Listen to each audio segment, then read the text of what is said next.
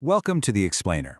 Okay, how do you even begin to tell the entire story of human civilization in just a few minutes? It seems impossible, right? Well, today we're going to give it a shot by breaking down 5,000 years of history into one single coherent story. So how do we tackle a story this huge? Let's try to think about our shared past like it's a book. A really big book, but one with 6 very distinct, very dramatic chapters. And that structure, that's the key to making sense of it all. But here's the thing. This isn't just a story of one random event after another. As we go through these ages, you're going to see this fascinating and honestly kind of spooky pattern emerge, a rhythm of growth, crisis, and then massive change. And what's wild is that the same powerful forces seem to be pulling the strings each and every time. All right, first things first, where do we even start our story?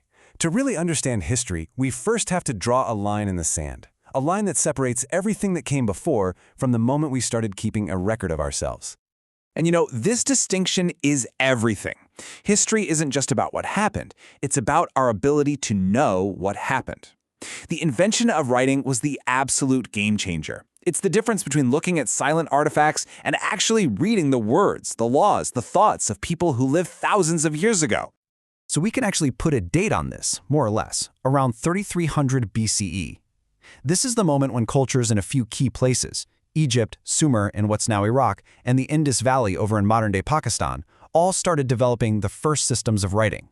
This is our Chapter 1, Page 1. Okay, so with writing as our starting pistol, we're off into our first great age. This period gets its name from a revolutionary technology, bronze. This new metal, combined with writing, just unleashed human potential. It let us forge incredible tools, raise colossal buildings, and build the world's first true empires. I mean, just stop and think about the sheer scale of what was happening, all at the same time, all over the planet. In Egypt, you've got the Great Pyramids rising from the desert. In Sumer, inventions that we still rely on, the wheel, the plow, the sail, are already in use. And this wasn't just in one corner of the globe. You see massive cities in Peru and incredible structures like Stonehenge going up. It's an explosion of ambition. But, like any good story, this age has a real dramatic arc. You can see it right here. It starts with this incredible boom, but then it hits a wall. Around 2200 BCE, there's a massive climate event, a century of terrible drought that causes civilizations to stumble. They do recover, but then around 1200 BCE, something even more mysterious and way more devastating happens. For hundreds of years, it must have felt like these powerful, interconnected civilizations, the Egyptians, the Mycenaean Greeks, the Hittites, were invincible. They had complex trade routes, they were sharing goods and technology, they were the superpowers of their day. And then it all just stops. This is honestly one of the biggest mysteries in all of history, the Bronze Age collapse. In just a few decades, all the major empires of the Eastern Mediterranean just disintegrated. The collapse was so total, so sudden, that it plunged the whole region into a period we now call the Greek Dark Ages. But, from the ashes of that collapse, something new starts to grow. This next chapter, what we often call the Classical Age, gave birth to vast new empires, and maybe more importantly, the philosophical and moral systems that still shape our world right now. This is when the world really starts to feel, well, smaller. In the West, you've got the rise of Greece and then Rome, of course. But at the same time, you've got these mighty Persia empires, the Mauryan and Gupta empires flourishing in India, and the very first imperial dynasty being established in China. And linking them all, for the first time ever, was the legendary Silk Road, letting goods and ideas flow across continents. And here's what's just mind-blowing to me. During this same period, humanity's great systems of thought all start to emerge, at roughly the same time, but mostly independent of each other. You've got Greek philosophy, the core texts of the Bible, Hindu and Buddhist scriptures, and the writings of Confucius. It's like the whole world was having a philosophical awakening at once. And I bet you can guess what's coming next, right? Just like the age before it, this incredible period of development, connection, and deep thinking, well, it wasn't built to last.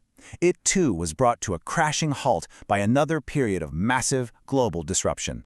So, when these classical empires fall, especially the Western Roman Empire, it kicks off a period that gets a really bad rap.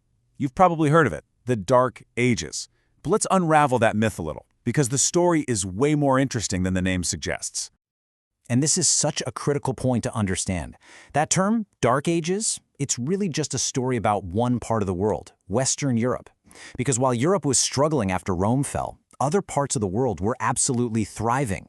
The Islamic world and China were entering brand new golden ages, making incredible advances in science, math, and philosophy. It was anything but dark everywhere. So what's behind this huge global shift? Well, look at this. Does this pattern look familiar? You have mass migrations, with peoples like the Huns pushing other tribes into Roman territory. You have extreme climate events, probably from huge volcanic eruptions that literally darkened the skies and cooled the planet.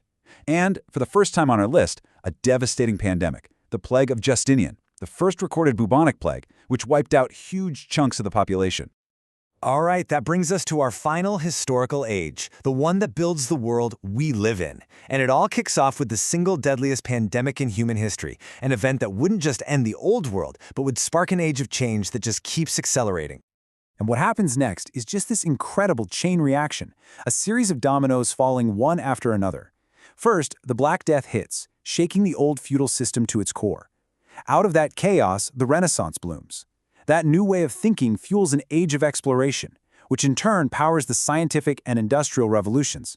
And that process just keeps speeding up, leading right to the technological revolution we're living through now. It's an amazing domino effect. Okay, we just flew through 5,000 years of history. So what's the point? Why does this 6-chapter story and the pattern that connects them matter to us, right here, right now? It all comes down to this. When you look at those huge turning points, the end of one age and the beginning of another, you see the same three forces popping up over and over again, often working together. Climate events, mass migrations, pandemics. Sound familiar? These aren't just things from a history book. They are literally the defining headlines of our own time. And that raises a final, really powerful question about where we stand in this long story. When you see that ancient pattern playing out in our own world, you can't help but ask, are we living through the end of one chapter and the very beginning of the next? History doesn't give us the answer, but it definitely gives us the context. Thanks for joining this explainer.